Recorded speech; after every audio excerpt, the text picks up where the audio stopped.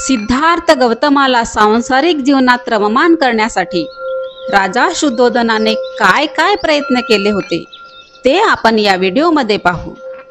सिद्धार्थ गौतम जेव्हा 16 वर्षाचे असतात तेव्हा त्यांचा विवाह दंडपाणी नावाच्या शाक्य यांच्या मुलीशी यशोधराशी झाला होता। गौतमाचे सांसारिक जीवनात प्रवेश झाल्याने राजा शुद्धोधन समाधानी होता। तरी पण गौतमाविषयी झालेली भविष्यवाणी खरे होऊ नये म्हणून शुद्धोधन राजाने त्याला सुख विलासात गुंतवून ठेवण्याचा विचार केला होता व आपल्या पुत्राला राहण्यासाठी 3 राजमहल बांधले होते। एक उन्हाळ्यात राहण्यासाठी, एक पावसाळ्यात राहण्यासाठी तर एक हिवाळ्यात राहण्यासाठी।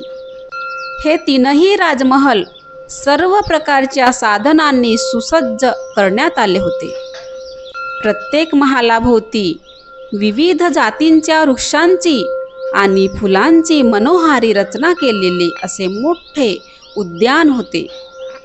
शुद्धोधन राजाने त्यांच्या कुटुंबाचा पुरोहित उदयीन यांच्याशी सल्ला मसलत करून आपल्या पुत्रासाठी सिद्धार्थ गौतमासाठी अति सुंदर युवतींनी युक्त अशा अंतपुराची व्यवस्था केली होती।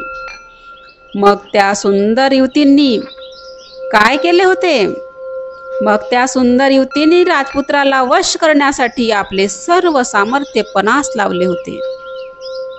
त्या सुंदर तरुणीविषयी सिद्धार्थ गौतम म्हणतात, या तरुणींमध्ये अशा कोणत्या गोष्टीची कमी आहे त्यांना इतकेही दिसू नये की यौवन हे चंचल आहे।